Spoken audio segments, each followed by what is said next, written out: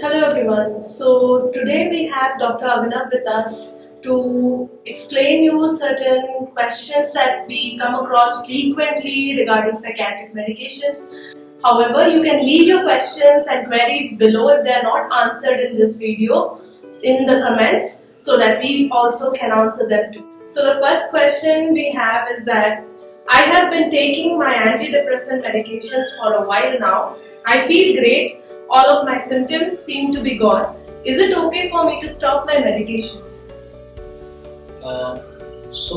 Psychiatric medicines, in particularly antidepressants, even antipsychotics or mood stabilizers, they are generally course-based medicines. So, if you're absolutely fine and you've been feeling 100% on medication, that means the illness has been suppressed with the help of the medicines. So now to maintain that state, we need to give the medicines for slightly longer time. In some of the cases, it is up to 6 months. In some of the medication, it is up to 1 year. So it really depends on the type of diagnosis that the course of the treatment will be decided. So I would say that if you're feeling better and 100% on the medication, and you've completed that course of either 6 months or 1 year, and you've been asymptomatic, you've been symptom free. So talk to your doctor, and you can decide with them, and gradually the medications can be tapered off and finally stopped.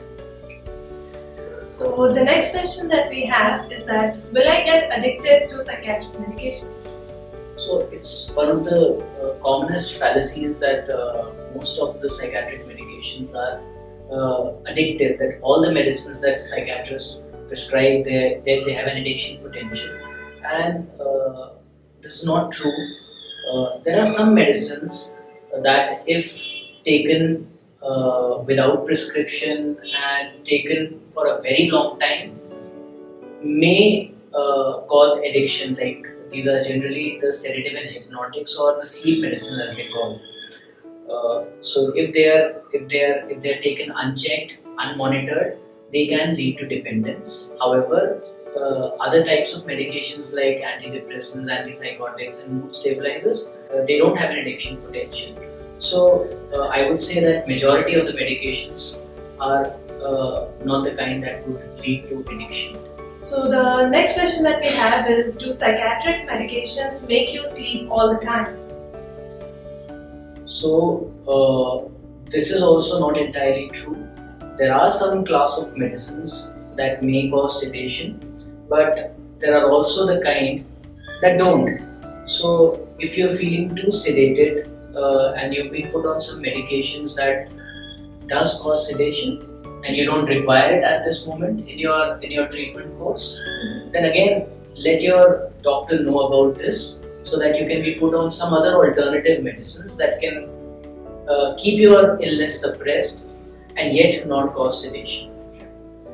So the next question is, I heard that medications can cause side effects. Are these effects permanent? Should I stop taking my medications? So this is also one of the commonly asked questions, and my retort to this would be that side effects are a probability, but treatment and getting better, that's a definite. So what I'm trying to say is that any medication, maybe even a Crocin, even a paracetamol, has some side effects. So all medicines have little bit of side effects here and there, but that is not true for everyone. So don't feel inhibited by this, that oh, this might cause me some side effects, so I would not take it, or if I'm already on some treatment, I'll stop this treatment because I've developed the side effects. Most of the side effects, if they do come during the treatment course, they are reversible. And if you do encounter these side effects, again, keep a communication line open with your psychiatrist, with your treating doctor. Tell them about it so that they can shift you onto something safer, or they can add some other medication that would reduce the side effect, whatever possible. So communication is the key over here. Absolutely. The next question is that I was told by my doctor that I need to take medications for the rest of my life. Is it true always? So there are no fixed answers for this. but I would like to say that if it's an early detection, if you have come to your doctor early, like the symptoms have been there only for 4-5 days or maybe 1 week, 2 weeks, so I would say that it's an early detection. You came for an evaluation, you were diagnosed with some disorder or some problem, and you were started the medications early. So earlier the medications are started, the lesser the course, better the recovery. The more chronic the illness becomes, the chances are that the course of the medications are going to be longer, the number of medications would also increase. So the bullet point would be that as and when you feel that there are some symptoms and you're not feeling well, get yourself evaluated, because early detection will lead to an early recovery. The next question is basically on pregnancy and child. So the question is, I'm planning for a child. Does taking medications affect the process in any way? Taking medications per se doesn't affect your chances of getting pregnant. However, there are certain psychiatric medications that may cause some complications during pregnancy. So it is always important that if you're afflicted by some ailment, some psychiatric problem, and you do have to take those medications, and you're also planning a child, you're also planning to get pregnant, you do let your psychiatrist know this, so that they can put you on to some medications that are safer during the pregnancy. And there are a lot of psychiatric medications that are absolutely safe for pregnancy. They can put you on to that. Or if you're already on some treatment, you're already on some medication, and you do become pregnant, you immediately let your psychiatrist know about this, so that they can shift you onto something that is safer during the pregnancy, so that the illness also doesn't increase, and you have a safe pregnancy. The next question is also related to pregnancy. If I'm pregnant or lactating while taking medications, would it have any negative effects? So again, an extension of that answer only, that there are certain medications that do get secreted in the mother's milk. So if you are lactating, you're feeding the child, first of all, you watch for the signs of sedation in children. If they are sleeping a little too much, it's probably because it's getting secreted in the breast milk. So you let your psychiatrist know. Or what you can also do is you can ask your psychiatrist to again shift you onto some safer medication, and there are a few medications in each class, and antidepressants also, antipsychotics also, and mood stabilizers also, that don't get secreted in the breast milk. So they are safe in a lactating mother.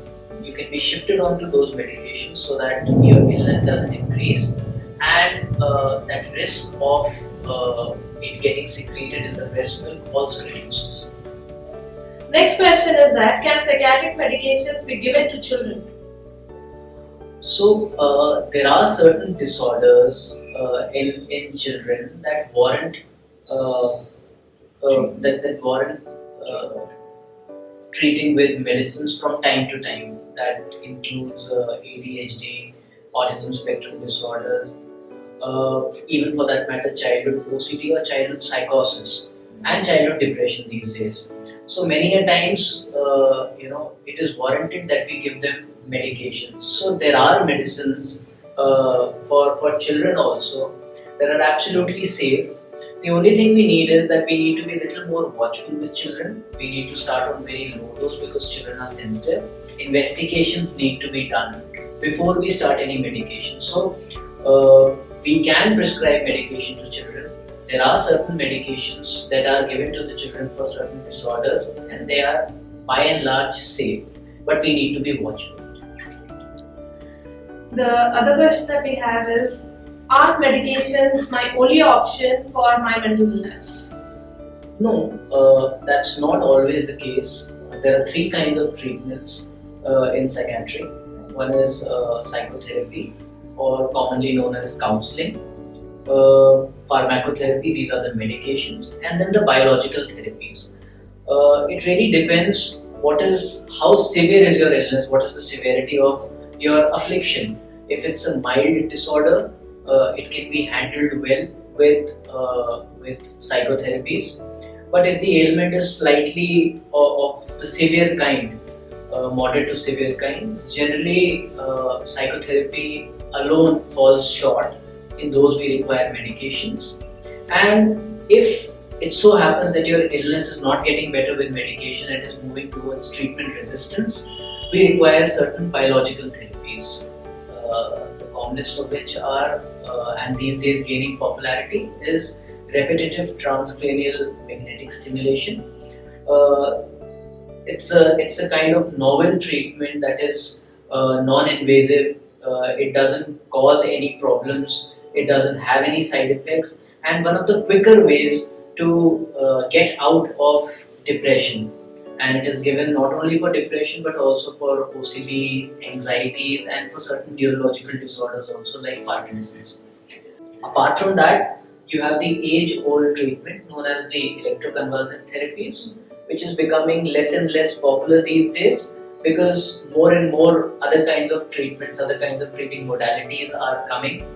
However, it still remains one of the most effective treatments to treat either treatment-resistant schizophrenias or treatment-resistant depression. So the next question that we have is, will I be able to regain my functionality after full treatment? Definitely. I mean, in today's time, with the kind of treatment modalities that we have, recovering completely is a very realistic possibility.